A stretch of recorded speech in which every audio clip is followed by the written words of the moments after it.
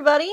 I just wanted to make a video and because I just finished Milkshakes and Gamma Rays by Scott Zimmerman, which if you watched my video before this, the one on Fahrenheit 451, I said that he's a new author, wrote his own book, and sent it to me so that I could review it.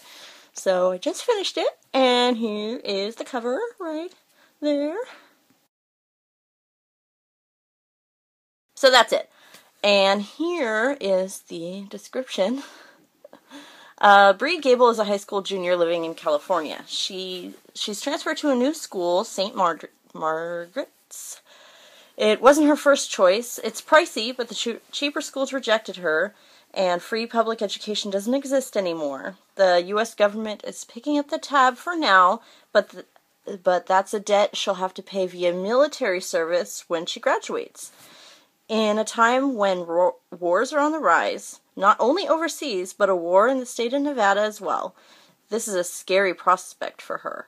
But there are more immediate worries for now, like simply fitting in at school. A breath of fresh air comes along when she makes friends with Naomi, Stargirl, and a purveyor of milkshakes, serial trespasser, and one of the school's most vital reservoirs of imagination. So that's it. First I want to say congrats to Scott Zimmerman for writing a book and getting it published on Smashwords. It's very, very exciting. I hope someday in the future I could be in that position as well. So, good job. So this book was pitched to me as a light-hearted teen dystopian.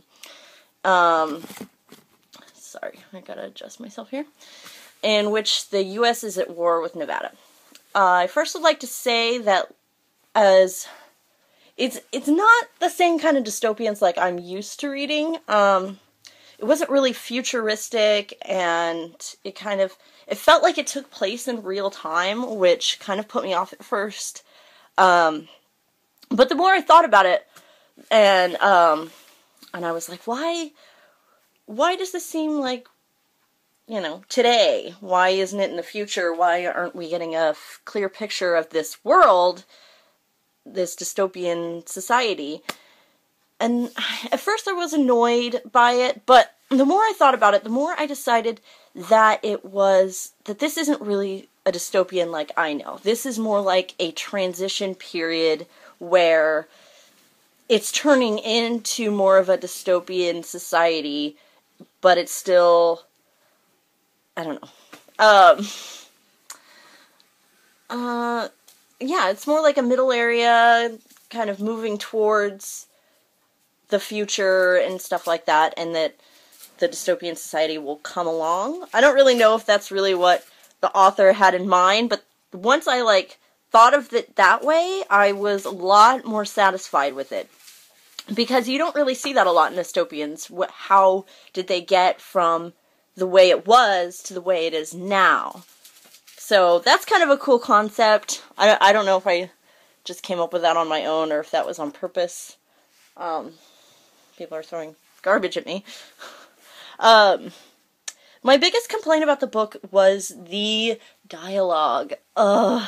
I had such a hard time with the dialogue. It felt like they were speaking so intellectually for high school students that were not really talking about anything intellectual, really. I mean, they were using fancy words for things that were not fancy. So that kind of bothered me a little bit. I was like, nobody really talks that way. But, that's cool. Bree's inner monologue,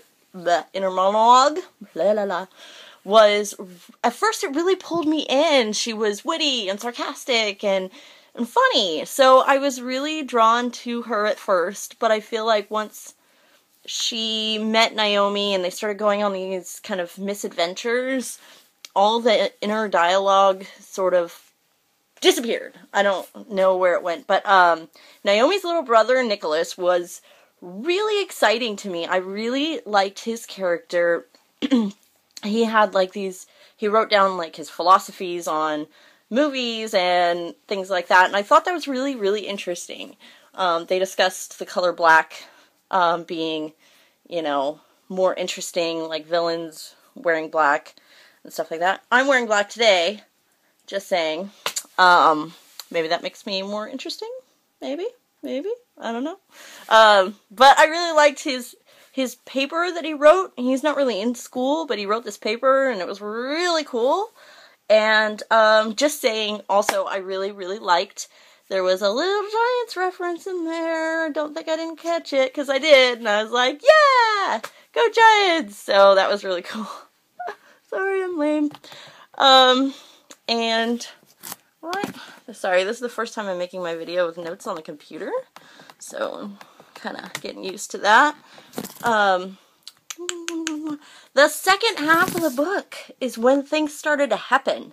I was, like, the first half to me kind of went on and on and on. I'm getting it 5 minutes, so I better wrap it up. But the second half of the book was really exciting. That's when things started to become more dystopian, and the war kind of broke out, and no spoilers, but I was really excited, and I was like, yes, here we go! Here comes the exciting part. And then the book ended. So I really hope, excuse me, I think I just burped. Sorry.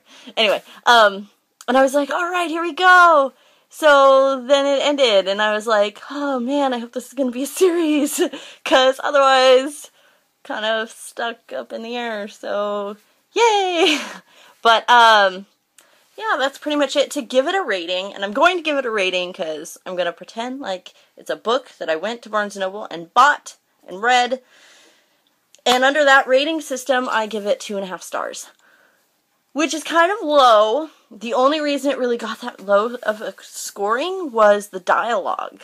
If I felt more connected to the characters and they spoke in a way that I could really relate to, not that I can't speak intellectually, but just in regular conversation, if that was more relatable, more realistic for kids their age, I probably would have given it closer to 3.5 stars. But that's where I'm at on that. And I just want to say thank you, Scott, for letting me read your book. And I'm very jealous of you that you've finished a book, and I hope to be there soon. Next, I'm going to finish reading, I started it a while ago, I'm going to finish reading Godmother by Carolyn Turgeon. And I'm really excited. I'm loving it so far. So hopefully I'll have that up in the next couple of days. And let me know. I'm going to put the link to Scott's book in the little down bar thingy. So please check it out, read it, and let me know what you think. I know Scott would really appreciate it, and I would love to hear your thoughts. So I'll talk to you guys later. Have a great day, week, month, you know, the usual. Have a good day. Bye.